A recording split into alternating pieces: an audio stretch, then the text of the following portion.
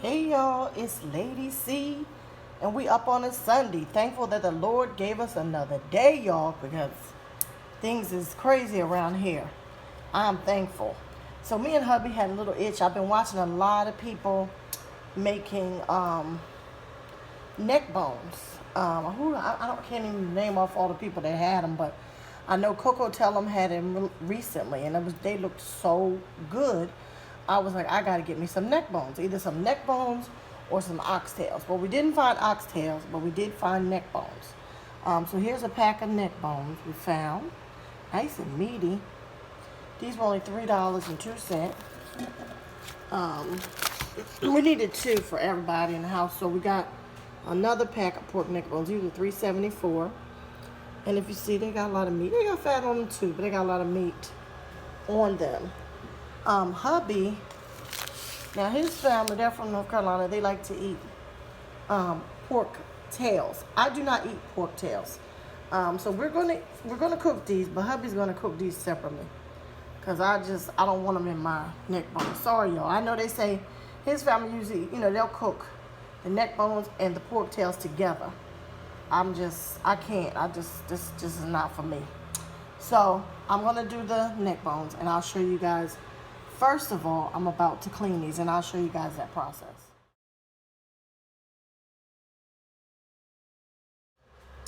Okay, y'all. So what I have done, I want to show you guys what I'm doing. I took the neck bones, and I also put the pigtails in here. Ooh. And I put a little bit of water and vinegar, and I'm gonna go ahead and let these sit for a little bit. Then I'm gonna wash them off. Normally, I will also use some. What is that salt, baby? I use some kosher salt, because kosher salt's a little bigger, and you can kind of scrub it, almost like a cleaner, to use it to clean your meat off. My husband does that most times. So I couldn't find the kosher salt. If I can find it, I'll show you guys. I'll put a little bit of kosher salt in here, and I'll just scrub the neck bones and the pigtails down to get all that excess crap off of them. I'm kind of letting them sit for a little bit in here, let them get some stuff off. Then I'm going to scrub them off, but I'll show you. Okay, so you all see how dirty, all the dirt that comes off of these, hubby's scrubbing.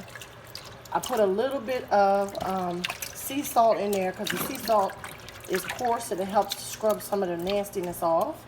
And I put a little bit of vinegar, and I let it sit. I let them sit so you get some of the nastiness off. And then, I had a hubby scrub them with that, with the sea salt, so you can see what the water looks like. So that tells you that you do need to clean your meat, because my husband does it all the time.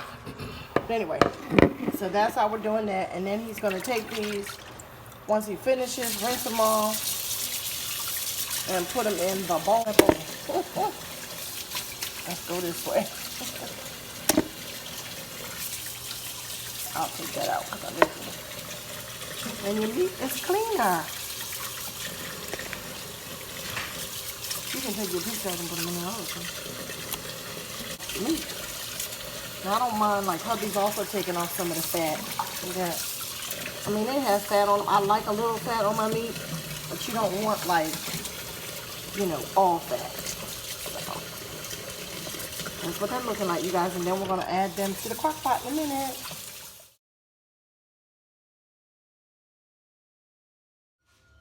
All right, y'all, I'm back. Now, we cleaned our neck bones. We basically seasoned them. I followed a recipe that I found for southern neck bones, because I'm not a neck bone girl. I don't eat them that much. So I used some onion powder, garlic powder, paprika, cornstarch, Lord Jesus, what is it? Apple cider vinegar, some kosher salt, some vegetable oil. You know where I'm going. You season them up good. Put it that way. Season them up all good. You toss in your cornstarch. Put that in there. Make sure it's coating all your neck bones. Use black pepper too. Then you put in you put in your onions. I had cut up some onions, put them in there. Then you pour in your chicken broth. If you don't like chicken broth, you can use water. I use the majority chicken broth, then I add a little bit of water in the end. So this is what they're looking like in the crock pot. And then we'll put these on high and let them go for about 4 hours, you guys. We want them falling apart. So you want them to go. Put our top on and we ready to go. Okay, you guys. So hubby put together his pork pigtails. They call them pork tails, pigtails. But he's got his in a pot because he doesn't have that many. And he used some beef broth that he had because we had chicken broth too, but he used this beef broth that we had left over. We're putting in some onion on those. He's got some parsley. He's got the same type of things. Onion powder, garlic powder, black pepper, Mrs. Dash. We got everything in here, you guys. So basically you season it up to your taste. However you want those pigtails to taste, you season them up. He got his onion in here and he's about to let these go. You gonna put a top on it? Yeah. He's gonna put a top on these and let these go low and slow till they fall apart. We got some collard greens also, and I'll show you guys. We had some collard greens that we had pre-blanched and frozen in the freezer, so we're gonna have those with them. And I think we're gonna have some cornbread if I can get my hubby to get it working together, homemade kind. So I'll let you guys see. About to prepare for his greens. We got some, is that smoked bacon, babe? Hickory smoked. We got some hickory smoked slab bacon. You can hold it up so I can show them. That we bought from the farmer's market. Ain't that a pretty thing, you guys? Look at that slab bacon. Ooh, that looks so good.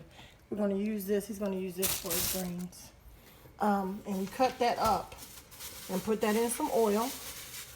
And we're heating that up. You're going to get that ready to make the base for your greens, which y'all know about that. Okay, so we cooked up our bacon, you guys. Now hubby's we had pre-frozen these. These were blanched and frozen. He took these out and put them in. And then he's gonna season it up. We got some Mrs. Dash. A little bit of Mrs. Dash. Onion powder.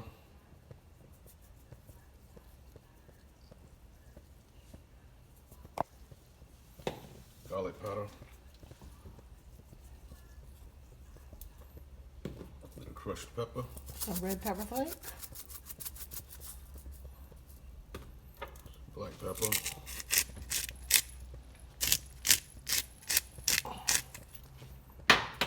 Got some. Do you have your secret ingredient? No, we don't have any more of that. Those, you know, the stuff we used to keep in the refrigerator. Yeah, I can have some. I'll show them that. Oh, we got a secret ingredient, y'all, that we get from Carolina, from his mama. Or we used to get from his mama. We had to make it ourselves now. His mother used to take peppers, and this is not the right jar for this, you guys. This is just a jar we're using. His mother used to take peppers, and she would put them in vinegar, and she let them sit for like a long time. And then this is the juice that you use to put in your collards. You guys, this stuff is something good. You let them sit. Oh, you talking about some good pepper juice? Ooh, she used to put the juice in, and then she would take one of the peppers and cut it up. Yep. You see that? See this right here? These are the kind of peppers that she would use. And she would cut them up in little pieces and put them throughout your greens. Woo-hoo! You talking about something good. Ooh, his mother was a cook, y'all. See, just take some of that good juice. Ooh, and put it in there and give it like a hot sensation. Cut up one of them peppers, boy, and put it in there, and you got something. You got something good, y'all. So try that. If you have some extra little, like when you're done with your pickles or something like that, you know, you take some peppers, whatever peppers you want to use. We went and got some hot peppers. You can mix it with sweet peppers. You can do whatever flavor you want to make it come out. Put them in the jar with some vinegar. Let it sit. It's got to marinate and get that juice. See this? This is the cut up pepper he's going to put in here. You got a carrot on there. Yeah, he's going to put that in there. That'll give it. And that hot pepper will give your greens that hot kick you need, and all that pepper juice. Ooh, y'all, that's something dangerous. But anyway. Some chicken broth. Yeah, we're gonna add a little bit of chicken broth in here. Oh, let me see. All it is some chicken broth. We usually get less sodium or no sodium. Because all you need is that chicken broth flavor. And then hubby's gonna stir it up. Well, we know we put the onion in there. You guys saw that. You're stirring it up. Oh, baby, you have to show me your rutabaga. You're not gonna do it right now, but you stir it up, and you're gonna let this go. You let that cook up to that good flavor. All right, so hubby is cooking up. If you guys ever heard, we got a rutabaga, and we're gonna cut this rutabaga up, and we're gonna put this in with our greens. You guys, that is, if you ain't never had a rutabaga with some greens, ooh, yummy and yummy. I never had it in my life. I'm telling you guys, I'm not a Southern girl. So when hubby started coming up with all this, oh, we're gonna put this in here and this and that in there, I was like, but let me tell you, this is something good. Comes out so tender, and it takes on all the flavor and the juices from the greens. You got something wonderful. So he's gonna cut that up and put that in his greens. Y'all, we gonna be eating good today. Hey y'all, okay, hubby added some rutabaga to the top of these. We're gonna let them cook up. We ready, you guys can put the top on it and let it go. All right, you guys, hubby's making up sweet potatoes. Got them all seasoned up with honey and brown sugar, white sugar, cinnamon, some parsley. And he's gonna put it in the pan, a hot pan. He always uses a hot pan for everything. Got his pan hot. He's gonna put his sweet potatoes in there. Hear that sizzle? That's that hot pan, y'all. Then he's gonna pour that juice on there.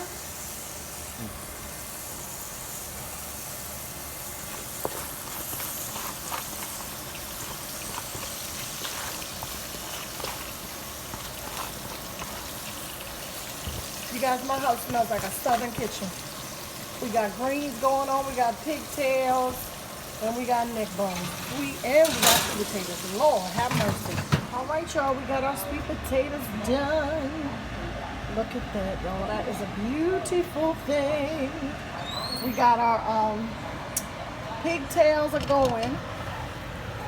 Ooh, y'all see that steam? This smells like a country kitchen, y'all. Look at that. That's our pigtails. Cooking up. Rutabagas in them. Oh my God, you guys. This is gonna be delicioso. All right, you guys, here's our neck bones. Cooking up in the crock pot. Look at that, y'all. This is beautiful. You can see all the seasonings on them. Ooh, they ain't done yet, but they cooking up. We gonna get ready. As Short Bus would say, hold on, hold on.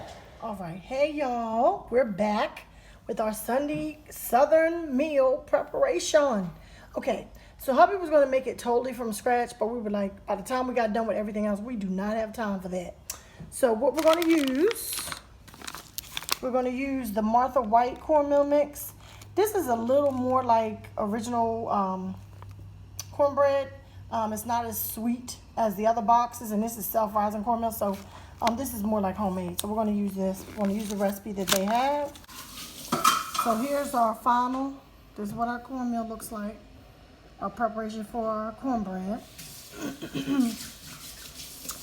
And we're going to add this to our preheated pan, and you're going to cook in the oven for 20 to 25 minutes. Now, we may cook it a little longer because they asked for it to be cooked on 450. We have a very hot oven because we have a gas oven. We kind of know, so we didn't put ours on 450. We put it on like 380.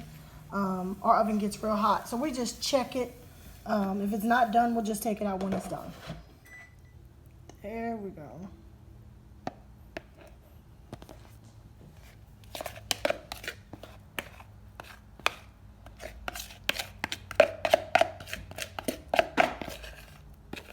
gonna put it in the oven 20 to 25 minutes.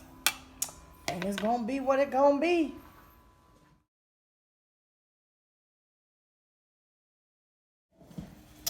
Okay, y'all, so these are our neck bones. I added some potatoes and some carrots. These are all done and cooked up. I had onions in here, you guys. Oh my God, I tasted the flavor of the broth and everything. These are gonna be wonderful. So I'm gonna have to bring you a mukbang for them just so y'all can see, because I have never eaten neck bones before. I'm also gonna try some pigtails, so. These are done. These are our cooked pigtails. I have never had a pigtail in my life, you guys. I'm going to try these with my neck bones when I eat my dinner. So we'll do a mukbang and I'll kind of give you guys an idea of this. It reminds me of my grandmother used to eat pig feet. You see, it's got a lot of fat on it. And then you just got little teeny pieces of meat throughout. So it can't be but so rare. Here's our finished collard greens, you guys, with our rutabagas cooked up in them. Oh, these are looking so good. Ready to eat. We're also going to do a little bit of rice, but we're going to cheat. This is just 90-second jasmine rice my husband got. You can just microwave this because we've already done too much work. So the cornbread is in the oven, and here's our jasmine rice, and we'll be all finished.